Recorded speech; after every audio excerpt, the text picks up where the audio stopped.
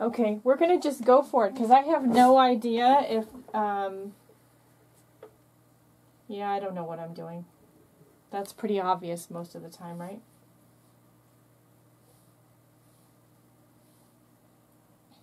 I know you guys lost me for a minute. That was totally user error. Again, doesn't surprise you, does it? Me and technology don't always get along.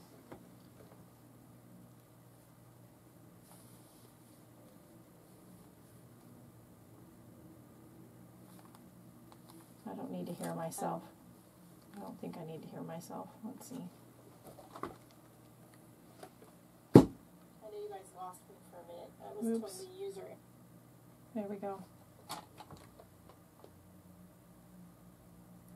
And I can see the social stream. Woohoo. All right. Good morning, Roz. Good morning, Eugene. Hello, Peta. Deb, great. Catherine.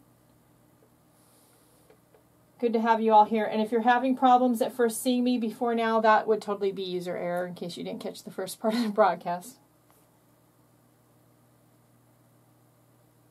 So I've already pulled the names for the drawing, but let's play with the stamps for a little bit.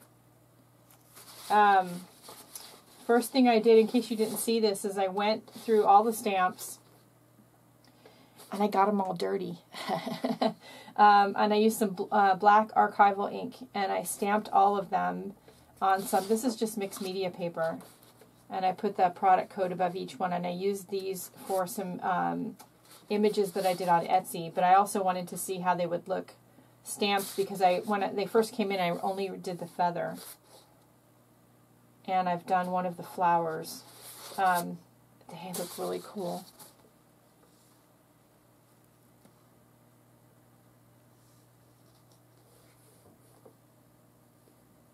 And if the chat is not working for you, you can type into the, into the social stream. The chat never works for me. Type in the social stream and we'll try to keep up with that. I have two moderators on, Cindy Utter and Ann Williamson, and they're going to help me out.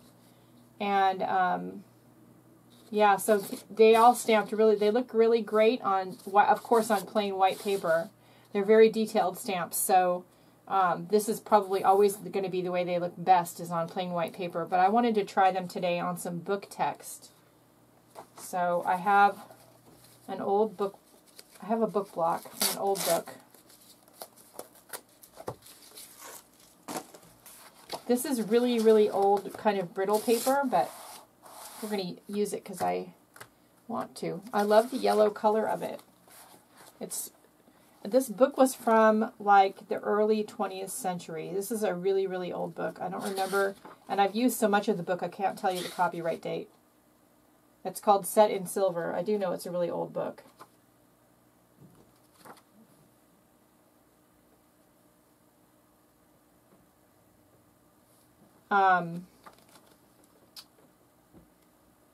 So anyway, I love the really aged color of it. So let's stamp some.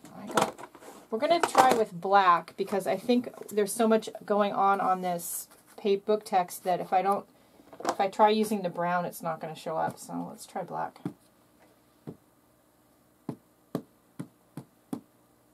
Yeah, and Anne is asking me something on Facebook Messenger, and I agree with her that just handle. I always have trouble with the chat, you guys. In case you aren't familiar with my issues with Ustream, I forever have problems with the chat, whether I'm logged in or not. It doesn't work. Sometimes if I'm not logged in, it works better than when I am logged in. So if you can't get into the chat, I'm totally not surprised. But you can go ahead into the social stream. And you can just type in something there, and we can have a conversation there. That works. Ooh. That's pretty. I'm liking that on the book text. I know everybody's favorite is the feather, and I like the feather. I like them all. Who am I kidding? I made them. But I like the leaf is one of my favorite ones, I think. Yep. I like that a lot. That would be pretty on a journal page. Or a greeting card. Love it. Let's do some more of those. And we can let them dry, and then I thought we'd color them in and we'd play with some of my pencils. What other ones do I have? Let's see. Let's try the bird. The bird is cute. Now my initial set, my sample set came mounted on wood block. And as of a couple days ago, I know I've lost track. It's been a stressful week.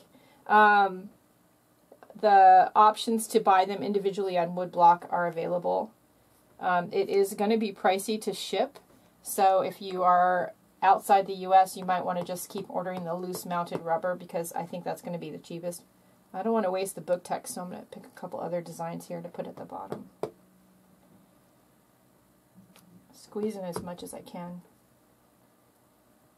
Ooh, that one didn't come out well, but that's alright. I love that.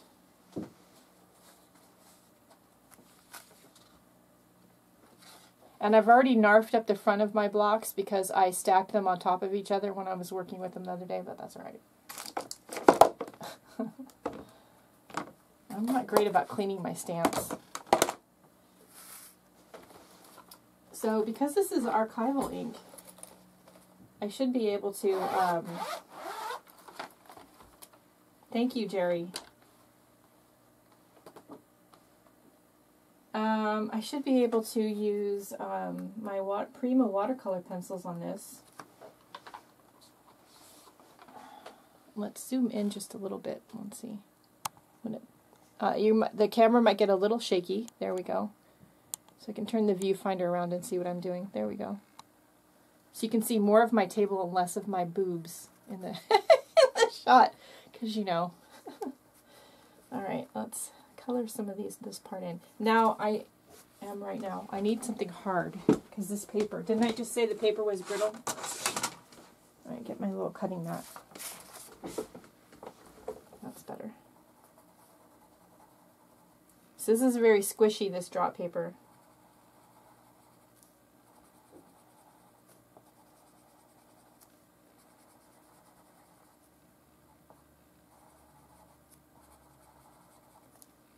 And this is all an experiment, so if it, you know, doesn't work out, that's fine.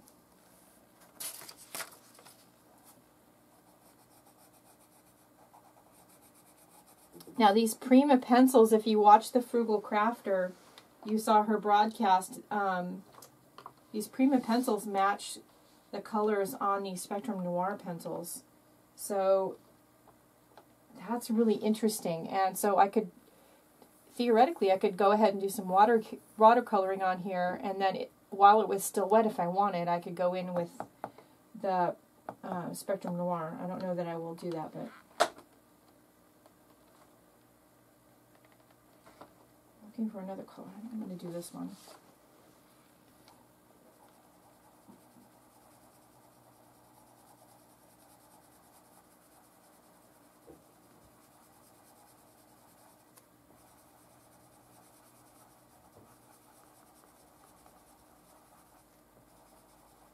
If you can see my iPad on the screen, which I don't know if you can, it's all over the place.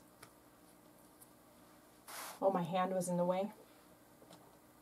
Anna's just saying something about my hand being in the way.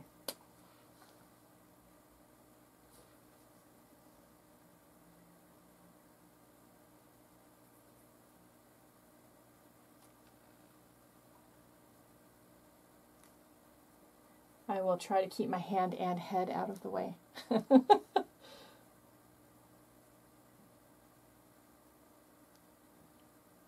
I really like these Prima pencils because they spread and blend really easily, and they dissolve really easily with the water.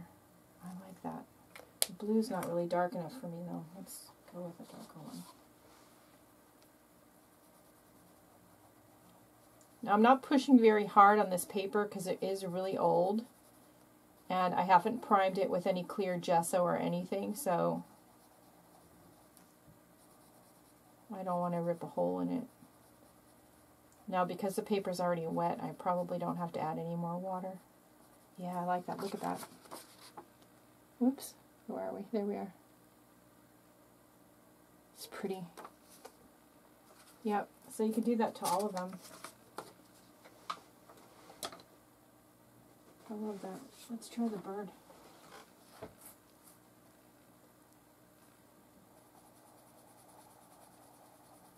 So I'm not pushing very hard, and I'm just kind of lightly coloring in circular motions.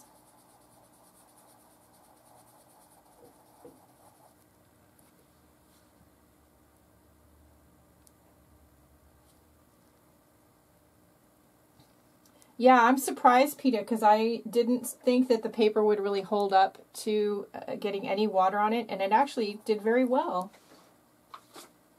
It actually did very well. Whoops, where are we? But I didn't get it super wet, and I'm coloring very gently. And so if you want to have a lot of color show up and you're using paper like this, you want to probably use a darker color than you think, and you want to not get it soaking wet because this paper will just dissolve otherwise. And I know from past experiments with this paper that you can't run it through the like Xyron machine because the paper does not hold up well to that at all.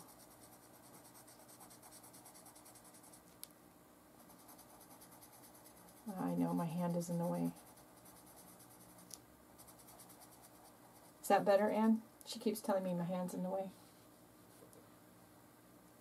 I don't think the Prima are better than the Derwent. PETA, they're different. I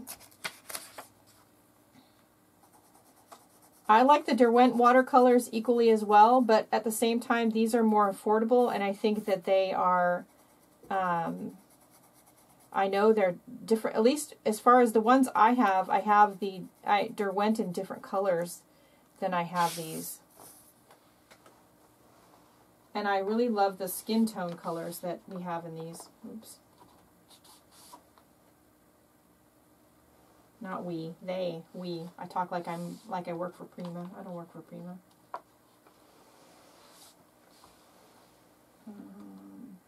So like with the Prima pencils, these are all the colors that we have. And you'll notice like this is the yellow right here. It's not a very bright yellow, it's very pale. They don't really have a bright yellow. But the Derwent watercolor pencils, I have a really bright lemon color. It's called Lemon Cadmium.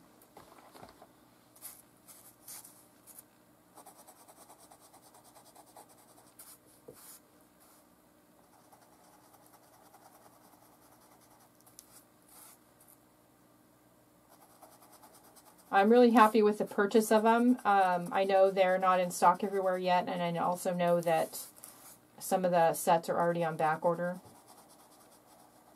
And even though I generally like to do my faces in goofy, funky colors, I gotta tell you, I think my favorite set in the Prima is the skin and hair tones.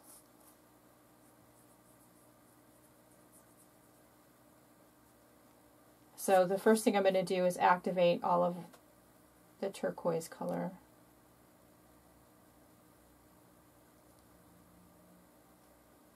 And I'm going to just wipe my brush off on the paper.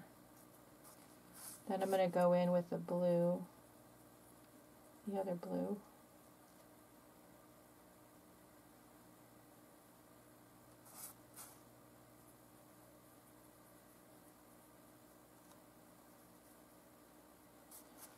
And keep in mind that when you're learning any painting techniques from me, I've never been to proper painting school. I don't know how to properly do probably anything. I only know what works for me and what doesn't. So is there sometimes, or maybe all the time, a better way to do something? Probably.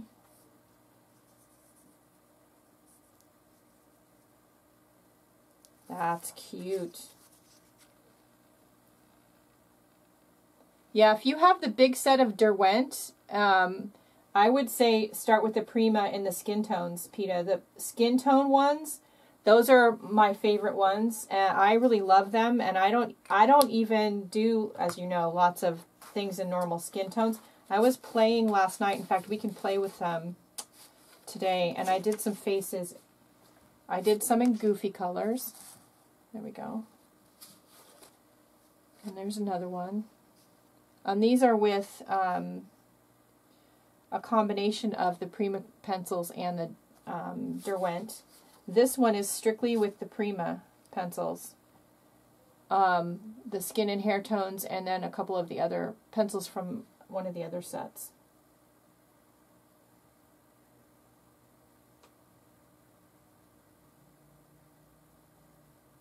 So I like that. I'm going to try logging out, let's see, of this. Let's see. Maybe I can see chat if I do.